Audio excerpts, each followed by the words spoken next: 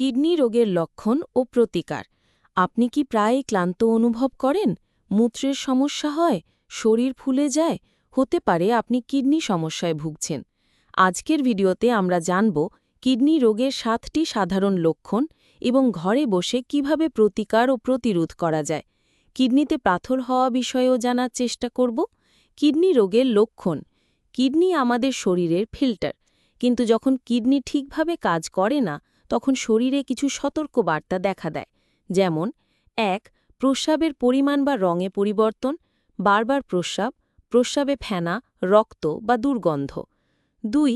চোখ ও পা ফোলা, সকালে ঘুম থেকে উঠে চোখ ফুলে থাকা, পা বা গোড়ালিতে পানি জমা। ৩. অতিরিক্ত ক্লান্ত ও দুর্বলতা, কিডনি বিষাক্ত পদার্থ জমতে দিলে শরীর ক্লান্ত হয়ে পড়ে। ৪. বমি বমি ভাব ও ক্ষুধামন্দা। ৫. ত্বকের রং ফ্যাকাশে হয়ে যাওয়া। ৬.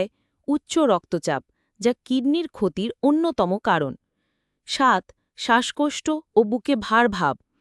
তাহলে কিডনিকে সুস্থ রাখতে কি করা উচিত? প্রতিদিন ৮ থেকে ১০ গ্লাস বিশুদ্ধ পানি পান করুন, লবণ ও প্রোটিন কম খান, রক্তচাপ ও ডায়াবেটিস নিয়ন্ত্রণে রাখুন, ব্যথানাশক বা অপ্রয়োজনীয় ওষুধ এড়িয়ে চলুন, ধূমপান ও মদ্যপান বন্ধ করুন, সুস্থ জীবনযাপন করুন, ব্যায়াম, ঘুম, ওজন নিয়ন্ত্রণ করুন, নিয়মিত চেক আপ করুন, বিশেষ করে যদি পরিবারের কেউ কিডনি রোগে আক্রান্ত থাকেন। চিকিৎসা। প্রাথমিক অবস্থায় কিডনি রোগ সহজেই নিয়ন্ত্রণে আনা যায়, কিন্তু অবহেলা করলে প্রয়োজন হতে পারে ডায়ালাইসিস বা কিডনি প্রতিস্থাপন বা ট্রান্সপ্লান্ট। তাই দেরি না করে একজন কিডনি বিশেষজ্ঞ বা নেফ্রোলজিস্টের পরামর্শ নিন।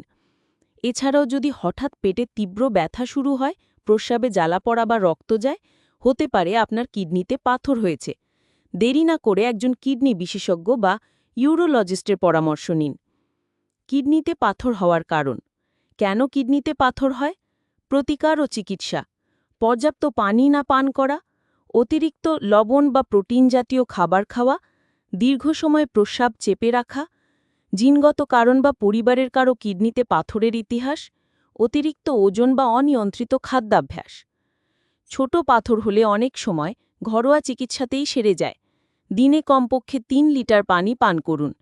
ডাক্তারের পরামর্শে কিছু ওষুধ খেতে হয় যাতে পাথর গলে যায় বা বেরিয়ে যায়। ব্যথা বেশি হলে ব্যথানাশক ব্যবহার করতে পারেন, তবে চিকিৎসকের পরামর্শে।